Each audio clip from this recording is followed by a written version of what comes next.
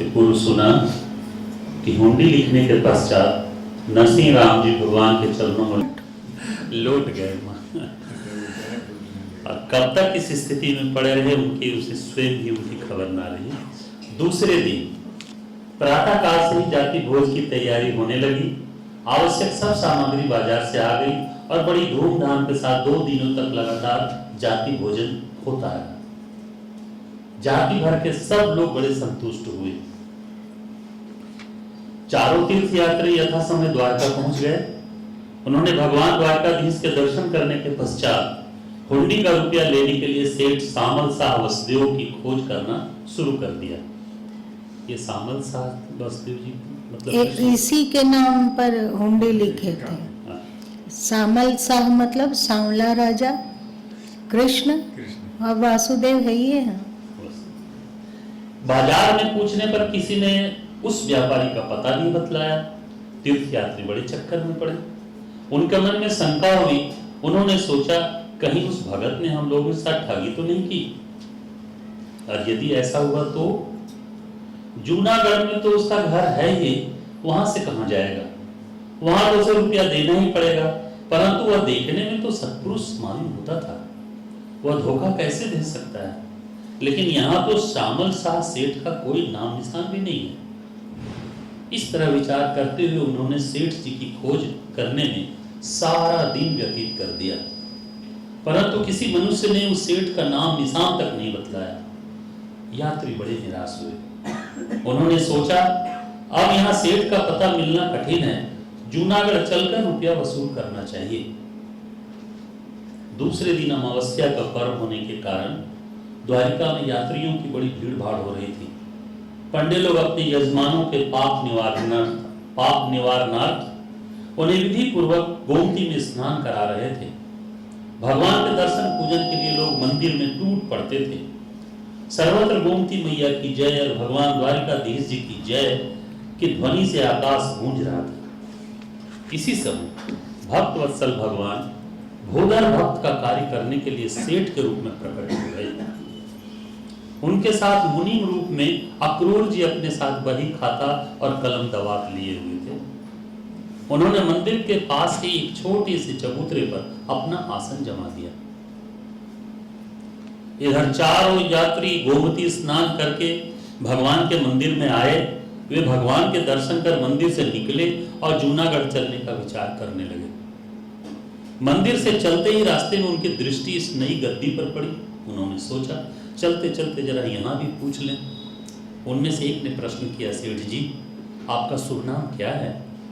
मेरा नाम शामल शाह वसुदेव है। सेठ स्वरूप भगवान ने उत्तर दिया। यह सुनते ही यात्रियों के सूखे हृदय पर आशा की अमृत वर्षा हो गई। अनायास सेठ जी के मिल जाने से उन्हें अपार आनंद हुआ। उन्होंने तुरंत सेठ जी के हाथ में वह हुंडी दे दी। सेठ जी ने हुंडी देखकर उसे मुनीम के हाथ में दे दी और 700 रुपये चुका देने की आज्ञा भी दे दी। मुनीम अक्रूर जी ने पूरे 700 रुपये गिनकर यात्रियों के सम्मुख रख दिए। यात्रियों ने रुपये गिनकर ले लिए और हुंडी पर भरपाई कर दी। रुपये प्राप्त कर यात्रियों ने नरसिंह राम की बड़ी प्रशंसा की और उनका सारा हाल सेठ रूपधारी भगवान को कह सुनाया। भगवान ने भी भक्त की प्रशंसा करते हुए कहा, नरसिंह राम जी मेरे परम स्नेही हैं, मैं तो उनका एक आज्ञाकारी हूं। इस प्रकार भगवान श्री कृष्ण ने भक्तवर नरसिंह राम की हुंडी स्वीकार कर भक्त की प्रतिष्ठा की रक्षा की और अपनी भक्त वत्सलता के यश को अक्षुण्ण रखा।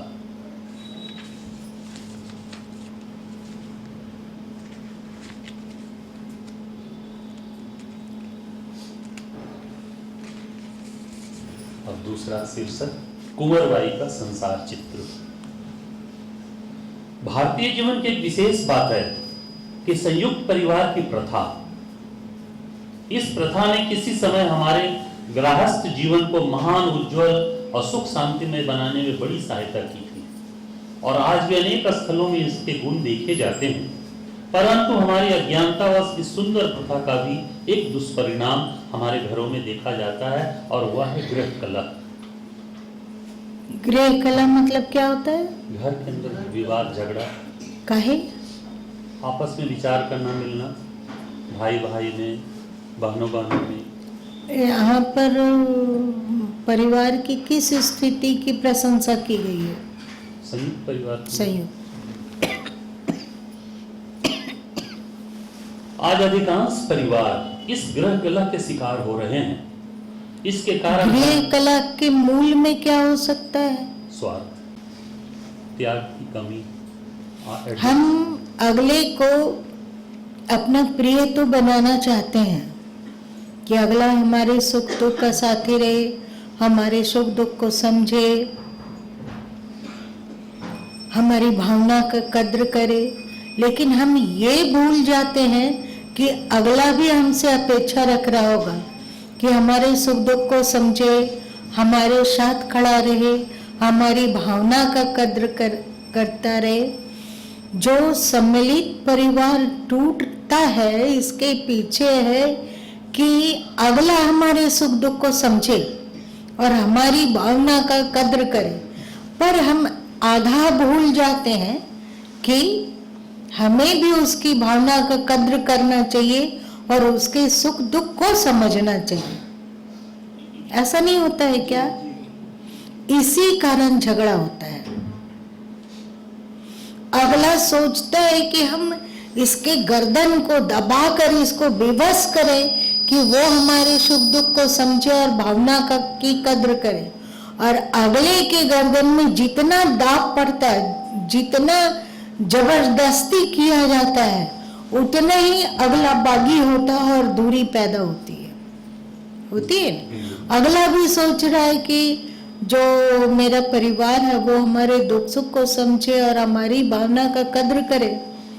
वो भी अपना ये बात सोच रहा है और इधर भी सोचा जा रहा है, और दोनों ही एक दूसरे के कसौटी में खरे नहीं उतर रहे हैं। इसलिए गृह कला है। और आप लोग जानते हैं कि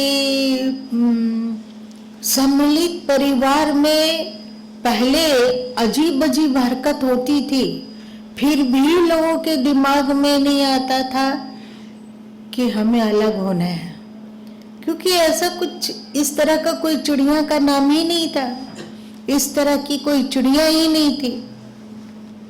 सही? आप लोग को याद है? जी।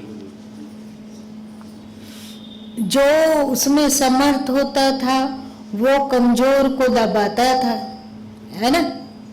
और कमजोर उस चीज तक नहीं करता था। अगर मान लिया जाए कि एक पिता के 4 पुत्र हैं, तो 2 पुत्र तो व्यापार में लगा हुआ है, आज्ञाकारी पुत्र की तरह, और चारों का भरण पोषण हो रहा है, चारों 2 और जो भाई है उसके परिवार का भी भरण पोषण हो रहा है, सब तरह से ठीक है।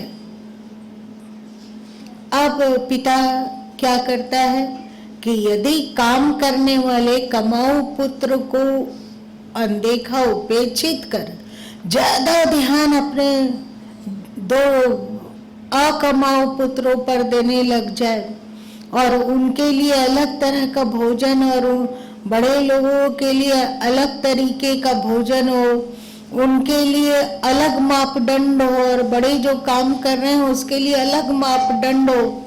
बड़े लोग तो पाई पाई के लिए तरस रहे हैं और छोटे लोग फिजूल खर्ची करने में महारत हासिल किए हुए हैं। ये पिता की अद्भुत लीला हो रही हो घर में।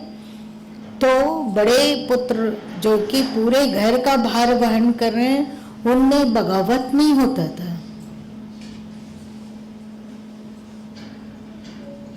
ऐसा था क्या? सहन शक्ति तो थी।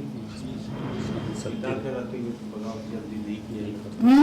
माँ पिता है तब तक तो बगावत नहीं किया जा सकता। जो पिताजी करना चाहे मनमानी सो करें, लेकिन हम शिकायत नहीं कर सकते हैं, ऊंची आवाज में बात नहीं कर सकते हैं कि कमाए हम और खाए वे लोग। उससे अच्छा है कि हम अलग हो जाएंगे। हमारा व्यापार अलग कीजिए, आप कमाइए और आपको जो जैसे खर्च करना है कीजिए। पहले इस तरह बोलना चाहिए ये भी लोग नहीं जानते थे। मतलब सहनशीलता विलक्षण थी, है ना, सहनशीलता विलक्षण थी। और आज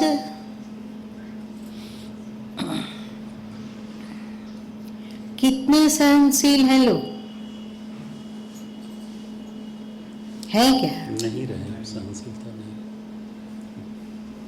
एक एक छोटी छोटी बात को पकड़कर और परिवार टूटता है आज के समय में। और भी देखा जाता है कि भाई भाई की तो बात ही जाने दो, पिता पुत्र में भी यदि मन के अनुकूल नहीं लोग एक दूसरे के मन अनुकूल ना हो तो दोनों सोचते हैं कि आप अपनी जगह में, हम अपनी जगह में। ऐसा होता है। बाप बेटे को भी अलग होते देखा गया है।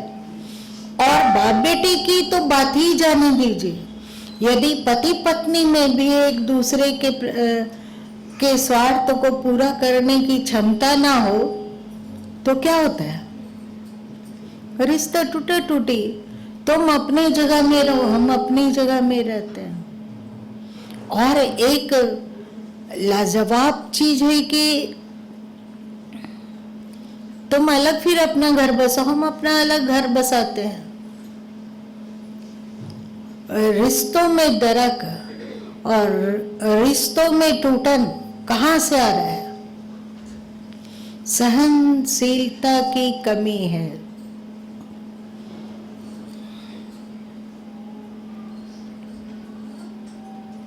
छोटा किसको कहा जाता है और बड़ा किसको कहा जाता है? बड़ा वो है जिसको सहने की शक्ति हो, वो बड़ा। और छोटा? छोटा जो छोटी छोटी बात पर उबल जाएगा। दही बड़ा बड़ा है या छोटा है? दही बड़ा।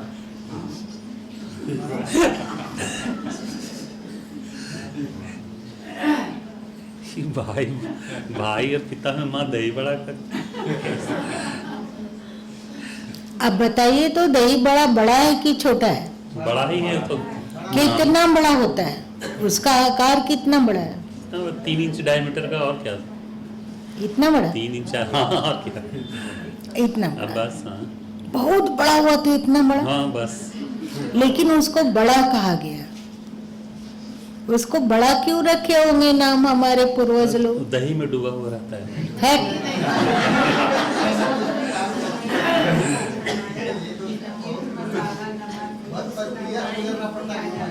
बहुत पिटाता है, बहुत कुटाता है, पर नानुकुर कुछ नहीं करता है। और अंत पहले उसको कूटा गया, पीसा गया। जाड़ा के दिन में भी होली आने वाली है।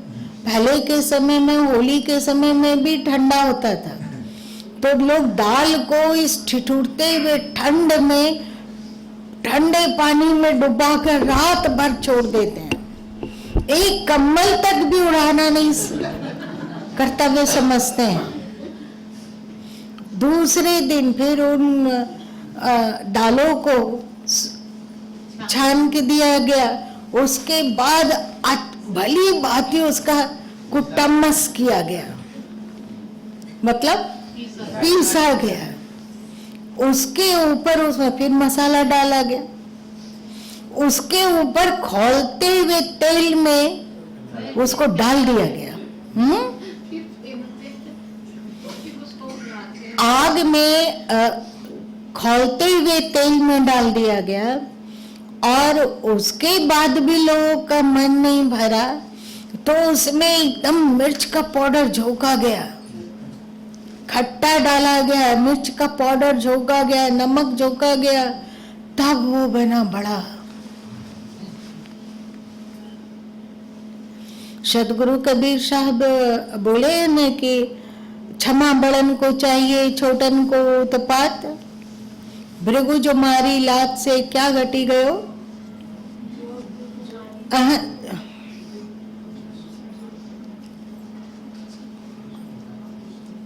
इस हाँ, का विष्णु के घटी गयो भृगु जो मारी लात। क्षमा बड़न को चाहिए, छोटन को उत्पात। क्षमा कितने तरह का हो सकता है?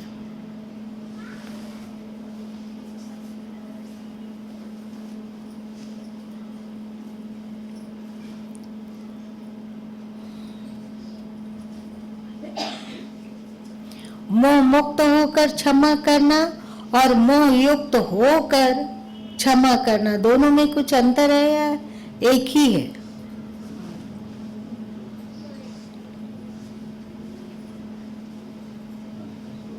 क्या अंतर है, कोई बताओ? जैसे किसी का अपना बच्चा कोई गलती किया, गलती है वहाँ तो उसको चूंकि अपना बच्चा है तो मोह है तो इसलिए चलो जाने दो। और वही गलती यदि भाई का बच्चा करता हो तो तुरंत वहाँ डांट फटकार या कठोर होंगे। और यदि वहां मोह नहीं है, ठीक है कि भाई के बच्चे के प्रति मोह नहीं है, तो क्या वहां पर क्षमा किया जा सकता है? मोह के कारण, क्योंकि उसके बिना नहीं रह सकते हैं। जैसे आपने कहा बच्चों का उदाहरण, ये बहुत अच्छी बात है। मोह है क्योंकि हम बच्चों के बिना रह नहीं सकते हैं। बच्चों के प्रति घनघोर मोह है, घनघोर आसक्ति है, इसलिए वे कुछ भी उल्टी पुल्टी काम करते हो फिर भी अरे भाई बच्चा है, हो जाता है ऊंच नीच, जाने दीजिए, छोड़िए। उसी उम्र का अगर भाई का बच्चा हो तो क्या हम लोग बोल पाएंगे कि अरे भाई बच्चा है, बोल दिया, जाने दीजिए, इसको छोड़िए?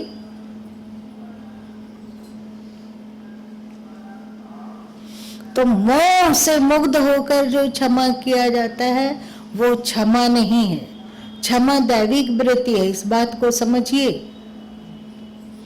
मोह से मुक्त होकर जो क्षमा किया जाता है, जैसे पति पत्नी लोग को क्षमा करते हैं अथवा पत्नी पति को क्षमा करती है, अनगढ़ स्वभाव और करतूती भी क्षमा कर दिए जाते हैं। चाहे माँ बाप बच्चों को क्षमा करते हैं, और माँ बाप से जब तक स्वार्थ है तब तक बच्चे माँ बाप को क्षमा करते हैं।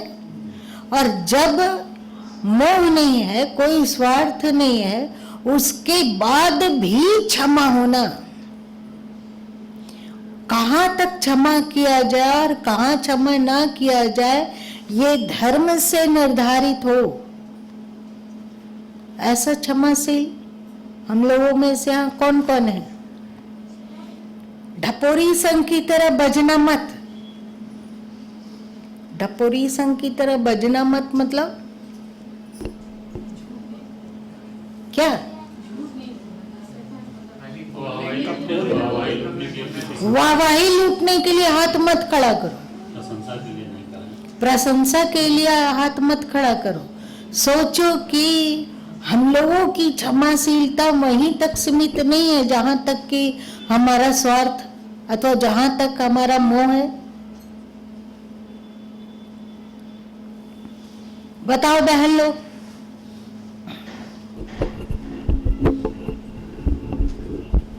अरे इतने सन्नाटा क्यों है? यहाँ तो हम लोग सब महारथी लोग हैं। गुरु माँ के पास एक यूनिक नाम है, पता है ना आप लोग को? और ये ऐसा नाम है कि बड़े बूढ़े छोटे बड़े स्त्री पुरुष अपने पराये सब पर फिट बैठ जाता है। वो क्या है? महारथी। तो आप लोग महारथी हैं। अब बताइए कि जहां मोह ना हो वहां भी क्या हम लोग उतना ही क्षमाशील हो पाते हैं जहां मोह हो अथवा कोई स्वार्थ हो?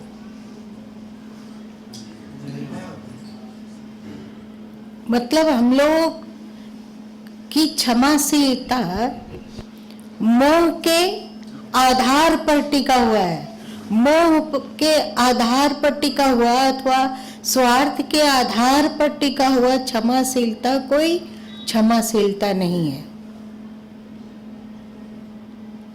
जहां कोई मोह नहीं है, जहां कोई लेना देना नहीं है, जहां कोई स्वार्थ नहीं है, वहां भी क्षमाशीलता आए, वहां भी हम क्षमाशील रह पाए तो समझना कि अब हम लोग क्षमाशील हो पाए, है ना।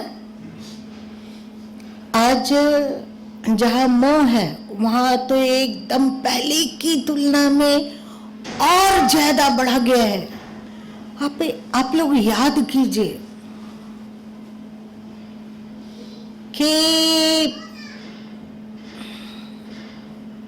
जब आप लोग घर में रहते थे अपने बचपन में, आज से 25-30 साल पहले, 40 साल पहले, 60 साल पहले, 50 साल पहले रहते थे, तो आप लोगों पर माँ बाप कितना अधिक मोह लुटाते थे अथवा कितना अधिक पगलाते थे। जब आप लोग बच्चे थे तो आप लोगों पर आपके माता पिता कितना पगलाते थे? आज की तुलना में बहुत कम। ऐसा आज के समय में माता पिता बच्चों में इतना पागल हो जाते हैं, इतने पागल होते हैं, इतने पागल होते हैं कि सुख चैन उनका खो जाता है। डिप्रेशन के शिकार होने लगते हैं। हमारा बेटा नहीं पढ़ता, हमारा बच्चा नहीं लिखता है, हमारा बच्चा अब जितना चाहिए उतना नंबर नहीं लाया। रात दिन भर में 2 घंटा 3 घंटा 4 घंटा माँ बाप बच्चों को समय दे रहे हैं। हम लोग उतने भाग्यशाली तो नहीं रहे। तो गुरु माँ कभी कभी सोचते हैं कि इतना प्रेम और ममता बच्चों को दिया जाता है, फिर भी बच्चे उतने अधिक आज्ञाकारी और उतने अधिक मातृ पितृ भक्त नहीं हो पाते हैं जितना पहले हुआ करते थे। सही है ना? ऐसा ये उलट गाड़ी अथवा उलट प्रवाह क्यों चलता है? इसका क्या कारण होगा? कभी सोचा है आपने? माँ बाप की संख्या, बच्चों की संख्या अधिक थी। माँ एक बच्चों पर उतना ध्यान नहीं दे पा रहे थे। अच्छा, तो दूर से निगरानी रखते थे, देखते बच्चा गलत लाइन में नहीं जा रहा, पढ़ लिख रहा है कि नहीं कर रहा, होमवर्क बना रहा है कि नहीं बना रहा। आपकी माँ के माता पिता आपके होमवर्क की चिंता करते थे क्या? लेकिन हाँ, पढ़ने की जरूर बोलते थे। पढ़ो बोल दिए, फिर आप क्या पढ़ रहे? अभी लोग की जवाब दी होती थी कि अपने से पढ़ लेना। क्या पढ़ना है, नहीं पढ़ना कभी है। एक आध थप्पड़ मार खा लिए। वो पढ़ाई के लिए कभी नहीं मार खाए होंगे। नहीं, शरारत, बाहर कहीं खेलने गए, किसी से लड़के आ गए अथवा कुछ भाई बहन में ही झगड़ा हो गया, इसके लिए थप्पड़ पड़ा होगा। अब है कि माँ 2 बच्चे हैं, एकदम एक आध सबका सेंट्रलाइज हो गया, फोकस कर दिया सब बच्चों पर। फिर ये बच्चे 2 ही तो है, एक बेटा है, एक बेटी है, या 2 बेटा है या 2 बेटी है। एक बेटा बेटी नहीं, अब उसी पर देख रहा है सब। लेकिन अब उसी उसी को से पा क्या रहा है? वही तो कह एक रहे। बार सेंट्रलाइज हुआ तो पाया क्या? और जब 4 में सेंट्रलाइज हुआ तो बच्चों ने माँ बाप की सेवा की थी, और आज एक है तो देख नहीं रहा है, एक गोली नहीं दे पा रहा है। जैसे मौर्य जी हैं, इनके पिताजी कितने बीमार हुए, लेकिन इनको कभी नहीं लगा कि ये हमारा बोझ है, चले जाते तो अच्छा होता। गंजन है, हमारा भी गंजन है, सेवा करो और करो और करो और करो। ऐसा नहीं सोचे होंगे मौर्य जी। ये पहले के समय के बच्चे हैं और आज के समय के बच्चे हैं। यदि पत्नी तरेर कर देखी कि तुमको यदि बुढ़ा बूढ़ी पर ही पगलाना है तो रहो उसी के साथ, हम चले। और आप लोग क्या करेंगे फिर? नहीं नहीं, उनके पैर पे गिर पड़ेंगे कि रुक जा ऐसा मत करो, तुम जो बोलोगी सो हम करेंगे। ऐसा ही होता है ना? ऐसा नहीं होता है?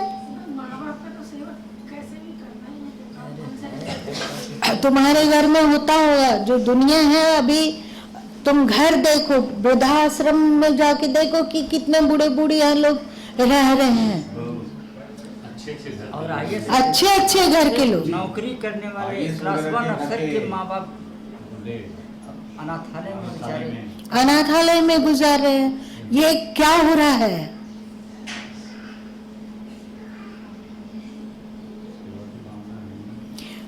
ऐसा लगता है कि हम लोगों के पास, हम लोगों को भगवान ने प्रेम का दौलत दिया। वो दौलत इसलिए था कि हम वसुदैव कुटुंबकम तक अपने प्रेम को प्रसारित कर सके। नहीं, पूरे प्राणी और जड़ हर जगत तक हमारा प्रेम पहुंचे, जैसे आप लोग के पूर्वज लोग का पहुंचा हुआ था ना। चाहे पेड़ पौधा हो, चाहे नदी हो, चाहे पहाड़ हो, हर जगह के प्रेम में वे गीत गाए हैं कि नहीं?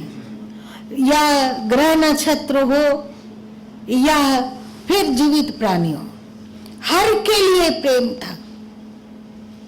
और उस प्रेम में हम लोगों ने सेंधमारी की और उस प्रेम को सिमट कर एक जगह ही फोकस किया, एक जगह ही उसको झोंक दिया। ये हमने चोरी की या रित विरोधी आचरण किया या नहीं किया। मान लिया जाए कि रामलगन भाई हैं, इनके पास पैसा आया कि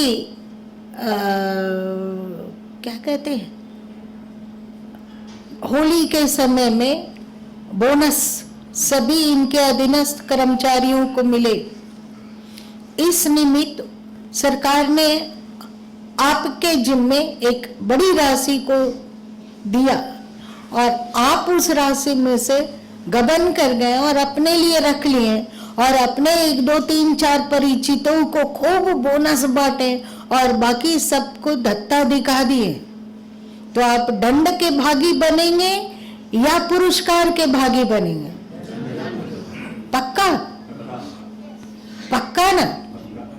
तो भगवान ने, परमात्मा ने आपको प्रेम की दौलत दी, जिसको कि आपको जड़ चेतन पूरे सृष्टि तक बांटना है। ये आपकी कमाई वाला दौलत नहीं है क्या? ये ईश्वर ने आपके भीतर रखा है कि आप जाओ और धरती में खूब बांटो। हम लोगों ने क्या किया? उस प्रेम का गबन किया।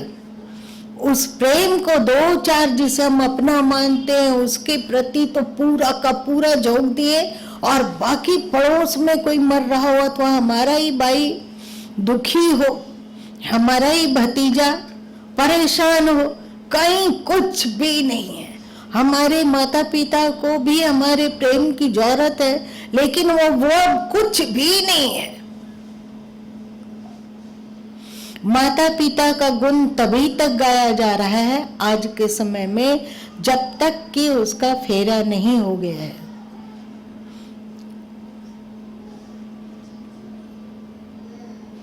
हमने प्रेम का गबन किया और इस तरह उस प्रेम को एक सीमित जगह पे हमने लुटा दिया। पागल की तरह दिमाग में घूम रहा है अपना परिवार, अपना परिवार, अपना परिवार, हमारे माँ, हमारा बाप, हमारा भाई, हमारी बहन, हमारा बेटा, हमारी बेटी, हमारी पत्नी, हमारा पति, यहीं तक केवल प्रेम है कि नहीं? तो हम लोग दंड के भागी बनते हैं और दंडित होते हैं। स्पष्ट रूप से दिखता है। आजकल के बच्चों का जो बुद्धि भ्रष्ट होती जा रही है, इसके पीछे वो ऋत का नियम है, जिसके लिए तुम अपने प्रेम के साथ खिलवाड़ किए, परमात्मा के दिए हुए वरदान का आपने गलत तरीके से इस्तेमाल किया, तो उसके कारण आप दंडित होइए। अब जाओ अनाथालय, कड़वी बातें।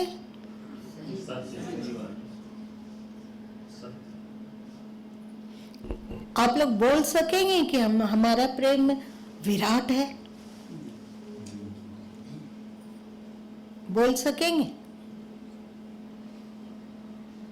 जिसको हम अपना परिवार कहते हैं, संयुक्त परिवार, वहां तक भी क्या हम लोगों का प्रेम है? कह सकेंगे कि हमारे में प्रेम है? क्या हम अपने बच्चे की गलती को जितना नजरअंदाज करते हैं उतना ही भाई के बच्चे की भी गलती को नजरअंदाज करेंगे? क्या माँ बाप की जितनी गलती को नजरअंदाज करते हैं उतना ही क्या चाचा चाची की भी गलती को नजरअंदाज कर सकेंगे?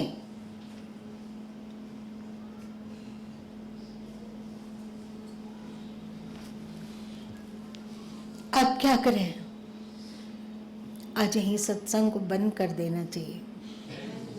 रोज नित्य नित्य अलग अलग तरीके से कोड़े बरसाना, ये कब तक हम लोग सहते रहेंगे? सहते रहेंगे, बहुत जरूरी है। जब तक आप सुनते रहेंगे तब तक कम से कम हम इतना लोग तो सुन रहे हैं, बाहर न सुने कोई बात नहीं। इतना लोग तो हम लोग के जीवन में कुछ फिर से एक बार प्रेम का विस्तार करके देखो, तो आपके जीवन से लगभग 85 से 90% तक का दुख दूर हो जाएगा। मात्र 10% दुख होगा, जिसे आप सत्संग और अध्यात्म और भक्ति और ज्ञान और सांख्य को स्वीकार करके दूर कर लेना। आप बताओ, 90% दुख को दूर करने के लिए क्या हम लोग प्रेम का विस्तारण कर पाएंगे? क्या हमारा प्रेम का विस्तार होता जाएगा तो हम दूसरे में भी गुण देख पाएंगे? अभी क्या है, हमें सारा का सारा गुण अपने में दिखता है, अथवा हमारी पत्नी में दिखता है, अथवा हमारे बच्चों में दिखता है।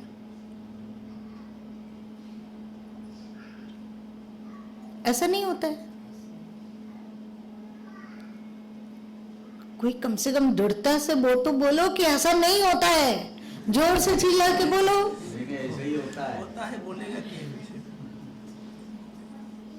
बाहरी दुनिया की तुलना में जो आश्रम में से जुड़े जो गुरु माँ के सानिध्य में है, उसमें ये बहुत उसका बहुत प्रतिष्ठा अधिक है माँ की, प्रेम थोड़ा ज्यादा है, क्योंकि आश्रम से जुड़े चाहे गुरु माँ के सानिध्य में रहने वाले लोगों का के माता पिता संभवतः अनाथालय में नहीं होंगे, तो उनके अंदर प्रेम का विकास हुआ है।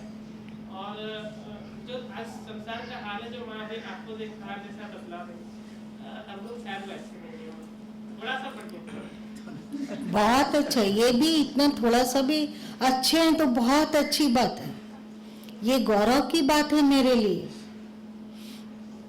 पर कोशिश करो, ऐसा नहीं है, प्रेम का तात्पर्य ये नहीं है कि आप अगले पर अपना पैसा लुटाओ अथवा पैसा दो तभी प्रेम होगा, ऐसा नहीं है। केवल तेरे दिल में प्रेम हो, उसके लिए कुछ दो या ना दो, अगला प्रेम कोई गिफ्ट का मोहताज नहीं है कि आप प्रेम कर रहे हैं तो किसी पर अपना कमाई का पैसा उड़ेलना आपको पड़ेगा, ऐसी कोई बात नहीं है। बस आप केवल प्रेम कीजिए।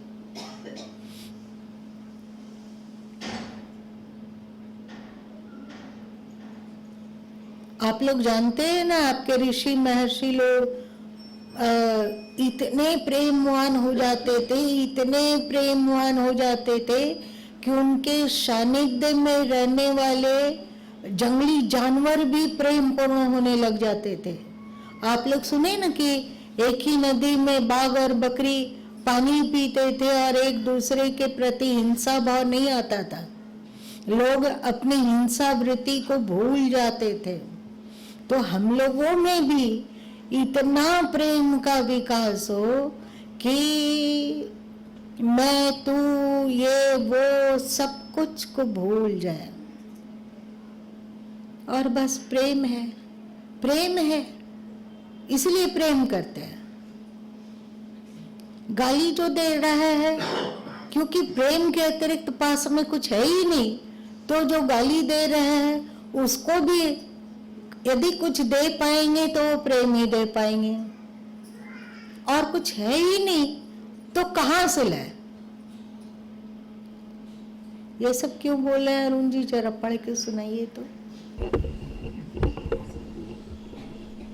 भारतीय जीवन की एक विशेष बात है संयुक्त परिवार की प्रथा, वहीं से बात शुरू हुई थी। और इस प्रथा में संयुक्त परिवार में आप हो या ना रहो, हो सकता है कि अब क्योंकि लोगों का दिल दिमाग छुई मुई का पौधा हो गया, संयुक्त परिवार को झेलना अथवा संयुक्त परिवार में जीना ये वीरों की बात है। कायर दब्बू पिछड़े लोग संयुक्त परिवार के ताप को झेल नहीं सकेंगे, और हम लोग ठहरे खरगोश जैसे कमजोर, तो कोई बात नहीं। सब परिवार अलग अलग हो गए तो चलेगा, पर प्रयत्न करो प्रेम का, कुछ लेना देना नहीं, बस केवल प्रेम। जरूरत पड़े तो डांट दो, अगर कोई गलत कर रहा है, आप पिता हैं मान लीजिए, तो जरूरत पड़े तो डांट दो। जरूरत पड़े तुम्हें लगे कि ये अगला तेरी बात को नहीं मान रहा है, जो कि धर्म संगत है, तर्क संगत है और मानवोचित है, वो उस बात को नहीं मान रहा है, तो वहां से दूर हट जाओ, पर अंदर में प्रेम को रहने दो। हट जाओ, दूर हट जाओ, पर अंदर में प्रेम को बचाए रखो। प्रेम पर क्या अभी आलू ये सब रोपा जाता है तो पाला, परफेक्ट। आपके प्रेम को पाला ना मारे, सही है ना? मां क्या कर पर प्रेम का विस्तारित ना करके उसे संकुचित कर दिया गया, मतलब प्रेम को सुखड़ा रोग लग गया। पहले हम इस प्रेम की दौलत को पूरे विश्व में बांटते थे, सर्वे भवन्तु सुखिनः, सब क्या है? विस्तारित प्रेम है, अथवा वसुदेव कुटुंबकम क्या है? विस्तारित प्रेम है। उस प्रेम का गबन करके आप उस सारे प्रेम को जिसको आप अपना मान रहे हैं उसी में झोंक दिए। एक सीमित दायरा तक ही आपने प्रेम को बांटा और बाकी सारे प्रेम को हड़प कर अपने प्रियजनों को ही देना चाहा। फिर पति पत्नी में या पुत्र पिता पुत्र में बस। क्यों? जब अपने लोगों में बांट, इसलिए क्योंकि आपने प्रेम का गबन किया। आपको प्रेम ईश्वर इसलिए दिए थे क्या उसे एकदम अनंत तक विस्तारित कर दीजिए। उस प्रेम का धपला करके उस सारा प्रेम को आप एक ही जगह जोक दिए, तो दंड स्वरूप उस रीत का नियम है, उस रीत का कानून के कारण आपको जिसको आप प्रेम दिए उसी से आपकी फजीहत हुई और उसी से आपको दर्द मिला, दुख मिला। स्वार्थी होने के कारण, स्वार्थी होने के कारण। अभी बताया गया ना कि राम लगन भाई को बोनस बांटने के लिए मिला और वे बोनस अपने प्रियजनों में लुटा दिए, तो वो दंड के पात्र बनेंगे कि नहीं? तो हम लोग भी दंड के पात्र बन रहे हैं, है ना? दंड के पात्र बन रहे हैं लोग कि नहीं बन रहे हैं? बन रहे हैं। और ये दंड के पात्र बनते रहेंगे जब तक कि प्रेम अनंत तक विस्तारित ना हो जाए। ठीक है, आज इतना ही रहने दो।